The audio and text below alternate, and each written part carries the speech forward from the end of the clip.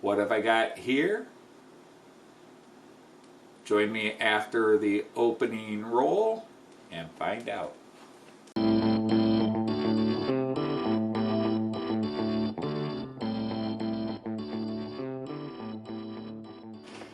Hey everybody, Anthony Dodge, the model train outsider, the Märklin outsider, here with a new item that I just picked up. You may have seen it in my mail call video I filmed earlier today, but now I'm going to do a look at video of this. It is, we can get the camera to focus on it. This is the Piko expert level Class 440 EMU of NordWestBahn. Joyce and I have actually ridden on these a few times, even with students. Usually we ride the limp class NordWestBahn, which if you know my layout and live streams, I run it occasionally. So I've been after a version of this model for about 3 years. They released one a few years ago, which I didn't buy at the time because it was sort of, it was actually in a 4-car set. This is a 3-car set. And there were other things I wanted more, and the budget wasn't quite as friendly back then. This time they re-released it as a 3-car set, and I wasn't going to pass it up twice, so I got it. So let me get it loaded into my Central Station 3, and we will get it up on the track and let you have a nice look-see at it. Okay, so here it is on the layout. Let's take a look at it before we run it in. This is, as mentioned, a Class 440 EMU. These can come in as many as 5 cars. 4-car is the more common. This is a 3-car set. It's an EMU. It is listed as destination. It's probably hard to read that, but it is RS2 to Bremerhaven, which Joyce and I have ridden, because it goes up from, it can go from Delmenhorst to Bremen, and then from Bremen up the coast to Bremerhaven. So as you can see, it is an ET440, number 336 here, of the NordWestBahn. So you can see the printing in here. Let's pull out, and you can see the length here. It's kind of long.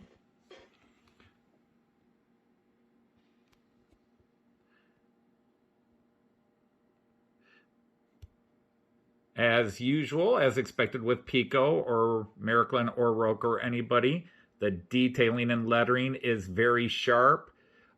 Even in this version, you can see the window setup. Now, this does not have interior lighting, but it does have everything pre-fitted for interior lighting. So I can just buy the lights and pop them in. So let's go along and again look at some of the detailing, the pantograph detailing, mostly plastic with a little bit of metal up there. But the one thing Piko doesn't short out on is coloring. You get a bit of coloring here, and all the way back, all the fans are formed plastic, so there's nothing to look through or see.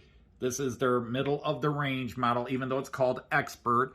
They now have changed the nomenclature, so their highest level is called Classic. They don't make this in a Classic. Now, I will say, getting this out of the box and putting it together, this bogey under here is a bit tricky. It has a computer pin connection, but also the bogey separates. And this, on this back car, the bogey and the mount for the bogey, which then attaches to this car, come apart very easily. I was not impressed with that. And basically the bogey drops. Now, it's together and it stays in place when it's together, but I do not like how easy that was when I just picked the car up, that you can bump the bogey and knock it off. Now, this comes with a listed 18 functions. However, that includes some of the light functions that are not currently active. But it does have, I think you can see it,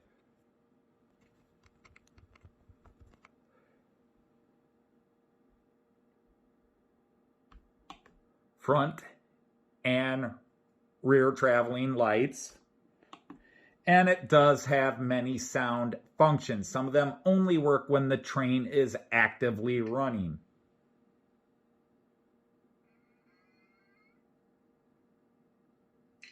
So you can hear the electrical startup.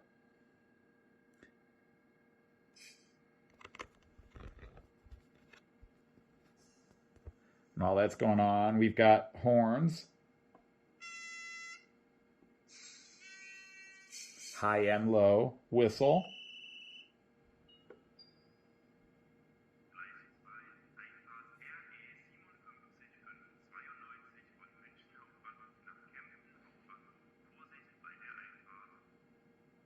German station announcements.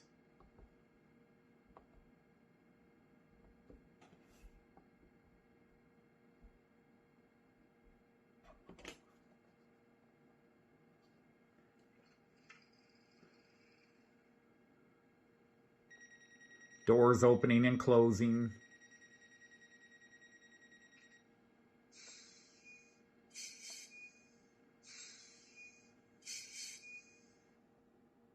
And various effects. I don't go through them because this is not a full review, but it's got various sound functions that work when it's in motion. So I'm going to go ahead and run this in, and then we will put it on the main line and see how it handles the incline. Although this probably won't run a lot on the main line. I always like to see what it's got going for it. So we'll be right back. Okay, I have put him on the main loop, and we'll see how he runs. Running in was a bit of an adventure, and I'll talk about that in the wrap-up. But I've got him running now, so let's see how he handles going up the main loop, especially going up the incline for the first time. He has not been up it, he's coming down, because I put him on the track over there, so... let's see how it handles everything.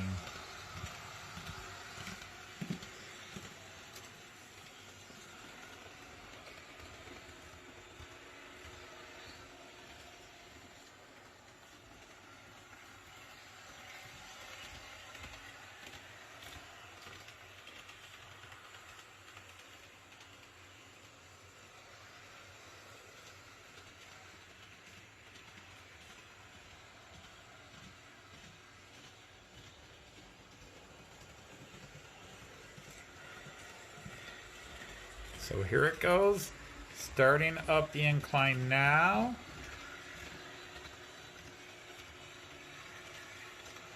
Little bit of a hesitation there, but seemed to pick it right back up. Otherwise, nice. Okay. Definitely handled that well.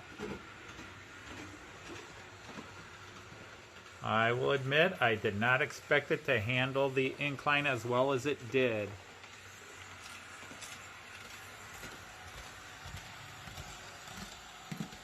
Let's give it one more go around, and that was at, about 65 miles an hour it went up that hill.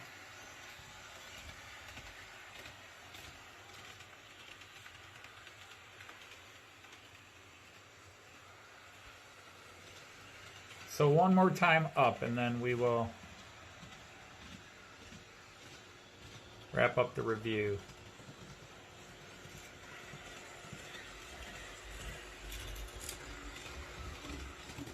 So right on the incline now.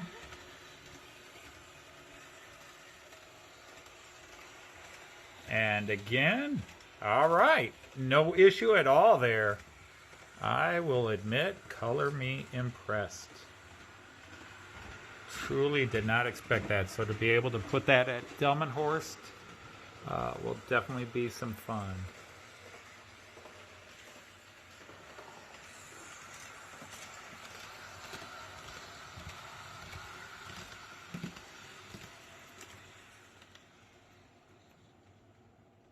Well, that was a bit of a surprise at how well the 440 handled going up the incline. I mean, it handled it smoothly. On the first one, there looked to be just a little bit of a slip, and then it grabbed and went up. And the second one, there was no slip. It just went up. So I don't know if there was something slick on there or just the one time the bogey, just whatever it was, it definitely handled it. And 2 more times after I turned the camera off, it continues to go up that incline smoothly, which really is a very happy change of my expectations, because if you heard me mention it in the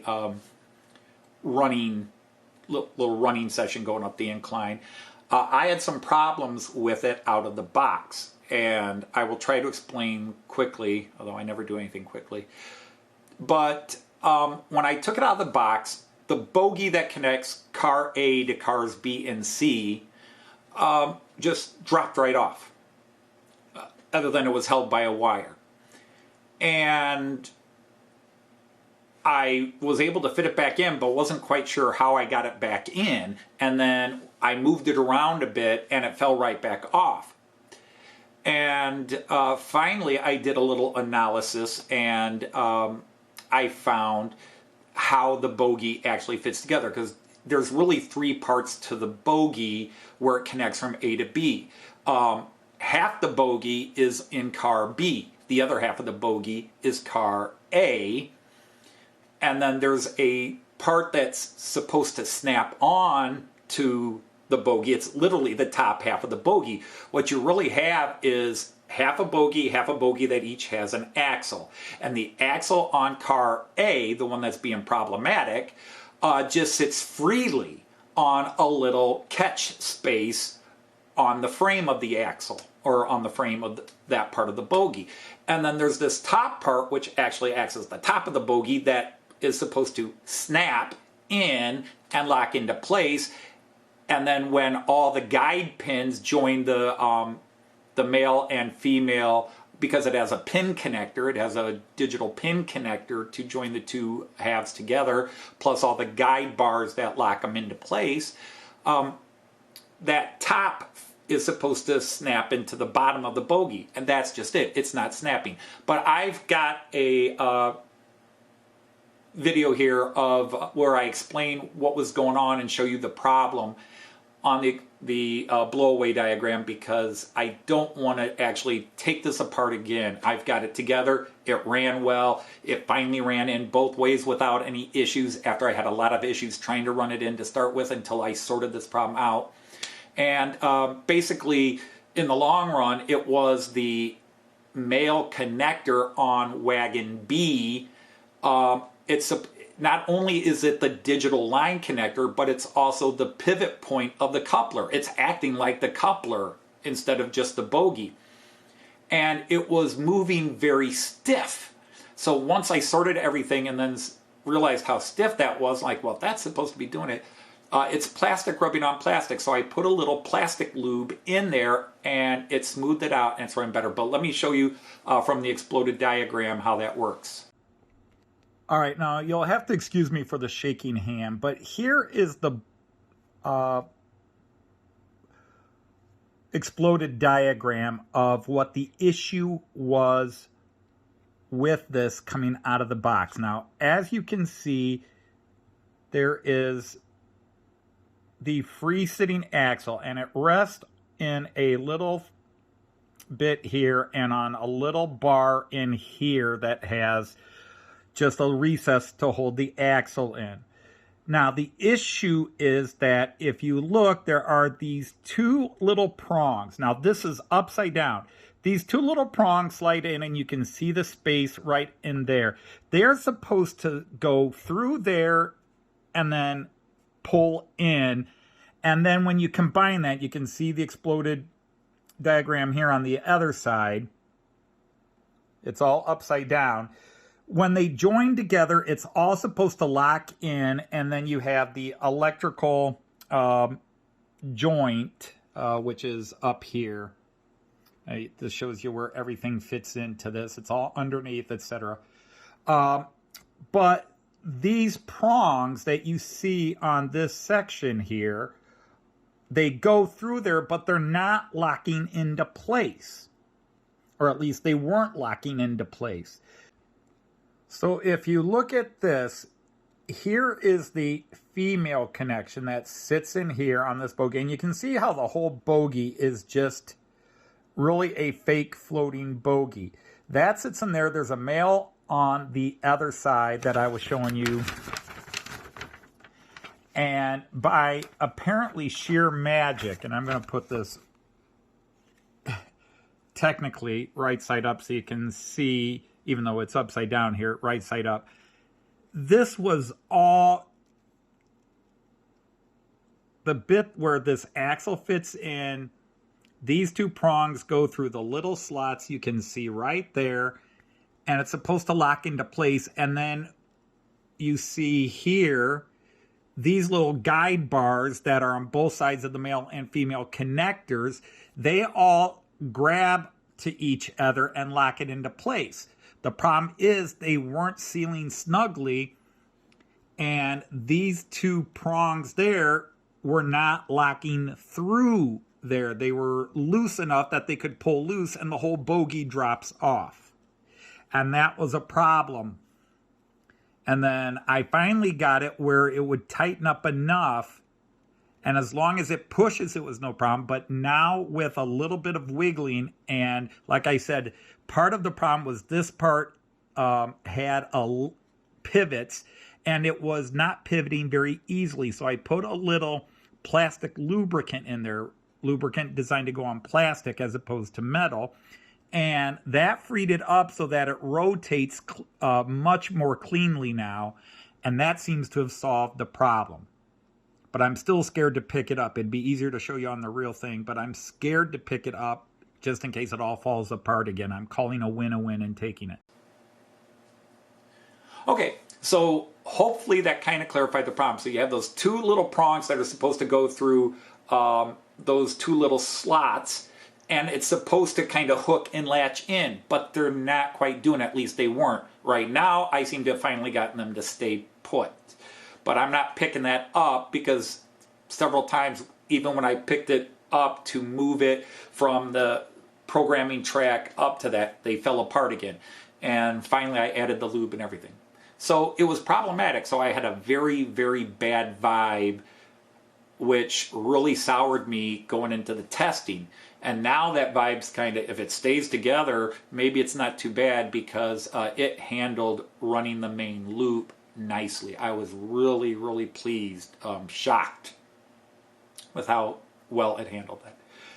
So anyhow, so for now, we're going to call it a win and just hope at least one thing I can do is potentially glue those things. You're not supposed to, but I could glue those tabs into place because I don't think it would affect the overall issue of the bogey as long as you do it carefully. But they're supposed to lock into place and they're not locking. I don't know if the plastic didn't form properly in the molding or what have you, but it's supposed to free lock so that you can take it all apart.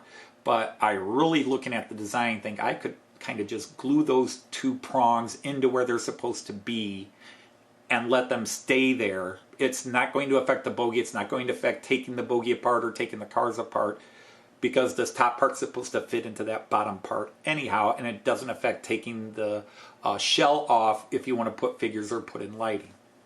So, be that as it may, it's sort of a, you know, I'm not here to rate it or give it a positive thumbs up or thumbs down. As long as it's working, I'm happy with it, and in the end, that's what it's about. It was a lot of hassle. It was an hour to hour and a half, maybe more, of fiddling around with it, thinking I've got it together, and then all of a sudden as it goes to run in, the part pulled off the bogey, and on a turn the axle shifted and derailed and kept doing it, and then when it was pushing, I had no problem. So right away I knew it was about that part where those two pull apart, because those two little pins are supposed to prevent it from pulling apart.